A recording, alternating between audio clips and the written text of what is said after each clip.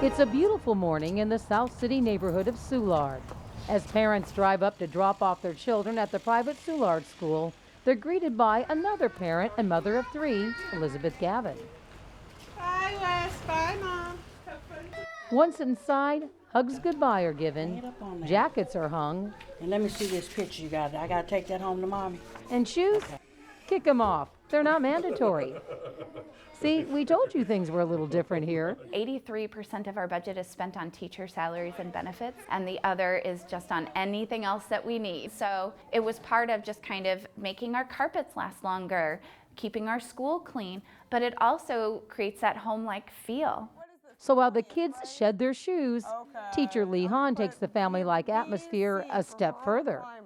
Beautiful. Anybody else know on a birthday in October? Now this is definitely something you don't see in most schools. Lee is transitioning back to teaching her first and second graders after giving birth to her third son, Hayes. Very calm baby, so he can actually come with me and has been a joy to have in class. The kids are so excited when he's in here. It gives them that sense of family and home and closeness and togetherness. And if anytime they need me, they just come and get me. So it's been awesome. Lee has the option to take the baby down the street to the school's nursery, where her 18-month-old also stays while she works. Her oldest is in 4th grade and right across the hall. So what do parents think of this non-traditional classroom setting? Well, they're all for it. The elementary school is an outgrowth from what was once the little school and gym preschool. As elementary schools were closing in the city, parents approached Sarah Chrisman and co-founder Kelly Bach about expanding. Morning. The educators carried on with the same principles in their new elementary school that parents liked at the preschool. What is wonderful is not just the community, but the quality of the teaching here is just some of the best that I've ever seen, and I'm in schools a lot. That's high praise from parent Stephanie Mahfood, whose daughter's in the 5th grade. Mahfood is also an assistant professor of education at Webster University, teaching aspiring teachers. One thing that teachers are really free to do here is that they are masters of their curriculum. And so they have a lot of freedom in terms of the development of it and what they do with students. Any moment that I see a teachable moment come up, I have the ability to stop what we're doing and just dive into that moment. Koa? Polar bear. It is a polar bear.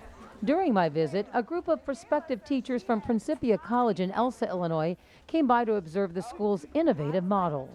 If we study Maria Montessori, we'll go to a Montessori school. Or if we study Steiner, we'll go to a Waldorf school. But here at the Soulard School, they combine all of those theories and philosophies together. They don't believe in just one specific theory. And so it's really great for my students to hear what they do, see what they do, and just feel the energy. One of the hallmarks of the Soulard School is mentoring, allowing the older students to integrate with the younger ones by assisting the teachers. And that's what's happening in Chef Monica's class. And you have to kind of stand on your tippy toes and get on top of it, like that. That's something that I think really sets us apart, and really looking at students as individuals and letting them know that they have things to contribute in the environment, raising your hand and sharing your ideas, but also teaching moments like you saw in the kitchen where you've learned a skill and we need your help in passing that on to others. And parents do their part. Remember Elizabeth, who greeted students as they came in? She doesn't get paid, but it's her job to help out, along with every other parent. So we we call it our oxymoron rally. It's your mandatory volunteer rally. So we ask our parents to come one evening. We lay out all the opportunities to volunteer within our school. Each family must devote 27 to 30 hours over the course of the school year. As for tuition, it's on a sliding scale depending upon a family's income. And I think that if you really want your child to be educated and the teachers to be somewhat fairly compensated for that, you have to make up somewhere, with resources, and that includes your time. Local business owner and parent Katie Mack is one of the founding families at the school.